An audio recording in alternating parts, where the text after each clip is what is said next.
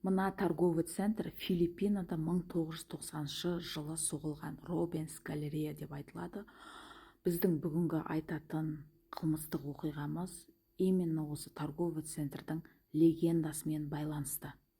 Легенда бойынша мына кісі Робинсон галереяны соққан иесі, сол жердің бастығы, осының бір құбыжық баласы болған екен, бәрінен жасырып ешкімге көрсетпеген. Менің ойым, енді құбыжық болмаса да урод психопат болған ғой. Сол баласы торговый центрдің астында тюнель бар екен, и храмға ұқсайтын бір комната бар екен, постоянно сол жақта жүреді екен. Сонымен қатар женский бутиктердегі примерочныйдың айнасы бар ғой, соның арғы бетінде отырып, кірген, шешінген қыздардың фигураларына қарап отырып, өзіне ұнаған қыз болса, кнопканы басып, примерочныйдың полын лед сияқты тюнельге түсіреді екен. Тюнельге түскен қызды ұстап алып, ойына келгенін жасап, кейін өлтіріп тастайды екен. Енді ол құбыжықты сондай описать еткен, енді аяқ жағы жыланға ұқсайды, андай, мынандай депше. Енді ол кішкене өтірік, өйткені қыздарды қорқыту үшін әке шешелер солай айтқан болу керек қыздарына, бұл торговый центрге бармас үшін. Сонымен ол торговый центрде жылына 2 рет, 3 рет қыздар жоғалып отырады екен. Легенда тыныштала бастаған кезде мына модель Элис Диксон деген мисс Филиппины сол торговый центрге съемкаға шақырылады. Съемка аяқталғаннан кейін бір бутиктің примерочныйына кіріп, киімін ауыстырып жатқанда, айнаның арғы бетінен біреу қарап тұрғандай, жүрегі сондай бір сезім болады. Киімін ауыстырып болған кезде примерочныйдың полы төмен түсіп кетеді.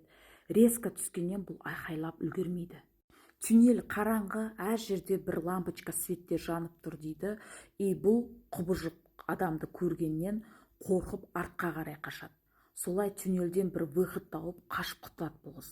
Ол жақтан аман шыққан модель бір телешоуға келіп, осы жөнінде айтқан кезде телевизордан жартылай көрсетіп, жартылай көрсетпей қойған. Оны естіген журналистер келіп тағы да интервью алатын кезде, бұл ешқандай интервью бермей Филиппинадан Канадаға көшіп кеткен ғой.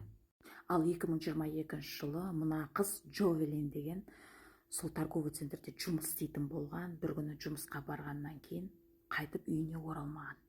Үйіндегілер іздейді, полицияға береді, и полиция торговый центрге барып, видеонаблюдениені сұраған кезде торговый центр бермей қойған. Торговый центр тексерейік дегенде тексерткізбей қойған.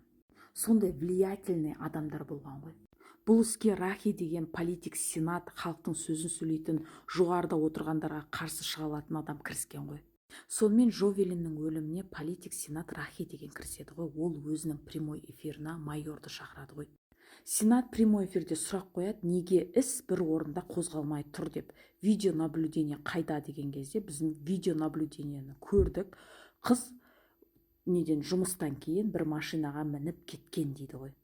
Оған қыздың бауырлары қарсы шығады, олай болу мүмкін емес, оның ешқандай жігіті болмаған, ешкіммен араласпайтын, бізге видеонаблюдениені көрсетсін дейді.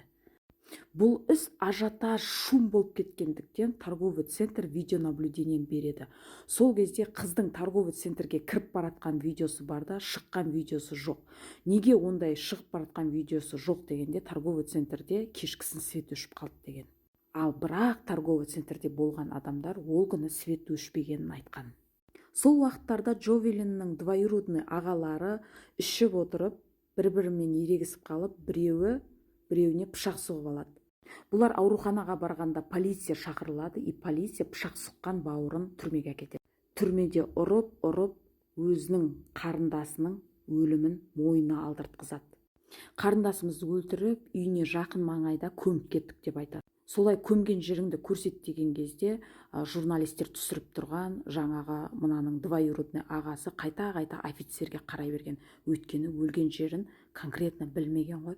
Қайта-қайта қай жерде примерно деген сияқты қарай берген.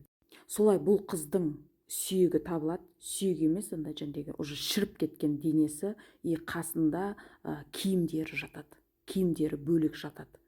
2,5-3 аптадан кейін тапқан дененің қасында киімдер тап-таза болады.